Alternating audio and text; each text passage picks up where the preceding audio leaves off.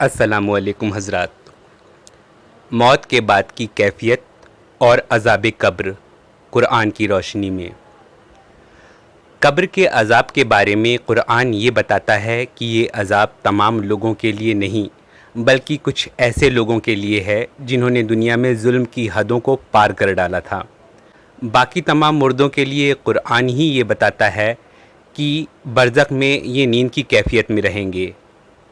وہ تمام عام انسان جنہوں نے اپنی زندگی میں ملے جلے کام کیے، یعنی کچھ اچھے کچھ برے کام کیے، ان کے اعمال کا فیصلہ اللہ روز قیامت میں کرے گا، اور تب تک کے لیے ایسے لوگ نیند کی کیفیت میں ہیں۔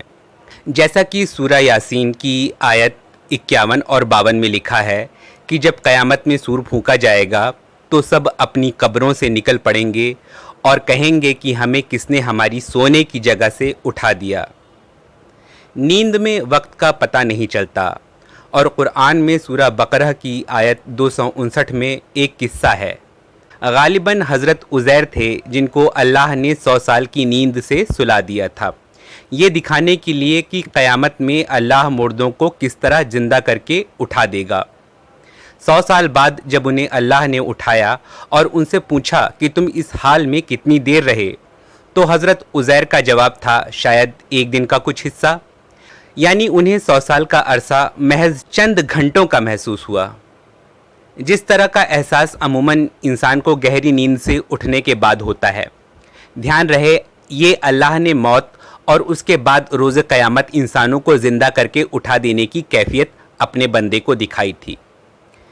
اسی طرح قرآن میں اصحاب کہف کو 300 سال کی نیند کے بعد جگہ دینے کا ذکر کرتے ہوئے اللہ نے فرمایا ہے کہ ہم نے لوگوں کو ان کی سوچنا دے دی تاکہ وہ جان لیں کہ اللہ کا وعدہ سچا ہے اور یہ کہ قیامت کی گھڑی میں کوئی سندیہ نہیں ہے۔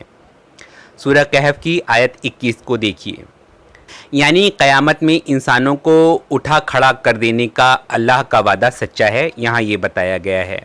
اصحاب کہف بھی 300 سال بعد اٹھنے پر بھی یہی سمجھ رہے تھے کہ ہم صرف ایک رات سوئے ہیں۔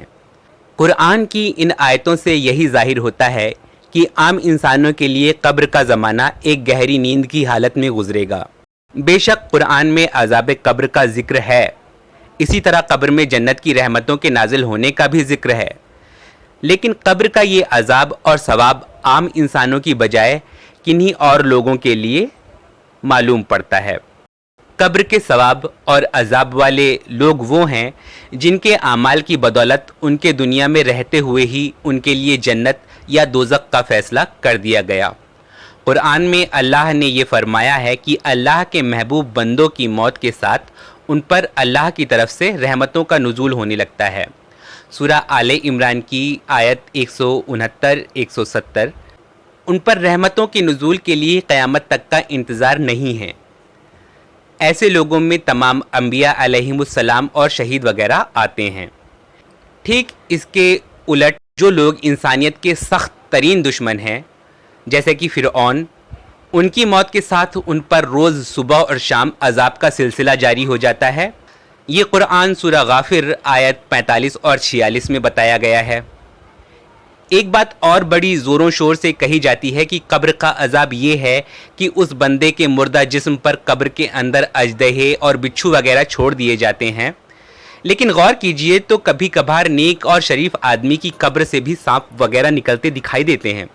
کیا اس سے یہ قطعی مراد لے لی جائے کہ اس بندے پر قبر کا عذاب ہو رہا ہے؟ نہیں، عام انسانوں کے مردہ جسم کو مٹی میں کسی نہ کسی راستے گھلنا ہی ہے، چاہے مہین کیڑے کھا کر اسے ختم کریں یا تھوڑے بڑے کیڑے، ختم اسے ہونا ہے۔ اسے عذاب کی نشانی سمجھنا اس بندے کے ساتھ ظلم ہے۔ اور جہاں تک ہے قبر کے حقیقی عذاب کو ہم انسانی آنکھوں سے نہیں دیکھ سکتے، بلکہ یہ عذاب مردے کی نفس کو ہی محسوس ہوتا ہوگا۔ جیسے قرآن میں فرعون کے لیے عذاب کی بات آئی ہے، لیکن مصر کے عجائب گھر میں رکھے فرعون کے جسم پر ہم سانپ بچھو لپٹے تو نہیں دیکھتے۔ ہاں، لیکن اللہ کا وعدہ، اللہ کی آیت تو سچی ہے، یعنی اس لاش کو اندر سے جو محسوس ہو رہا ہوگا، جو عذاب محسوس ہو رہا ہوگا، وہ صرف وہی جانتا ہے۔ ہم اس عذاب کو دیکھ نہیں سکتے۔ خیر، قرآن کی آیتوں پر غور کرنے پر ہم پاتے ہیں کہ فرمان الہی میں عام انسان کو قبر میں دفن رہنے کے تمام عرصے میں نیند میں غافل بتایا گیا ہے۔ اس کا مطلب یہ ہے کہ جو احادیث عذاب قبر کے متعلق آئی ہیں وہ فرعون، نمرود یا ابو لہب جیسے بڑے گناہ گاروں کے لیے آئی ہیں۔ عام انسان کے گناہ ثواب کے فیصلے کی گھڑی حشر کی عدالت میں آئے گی۔ قرآن میں یہی بتایا گیا ہے۔ شکریہ۔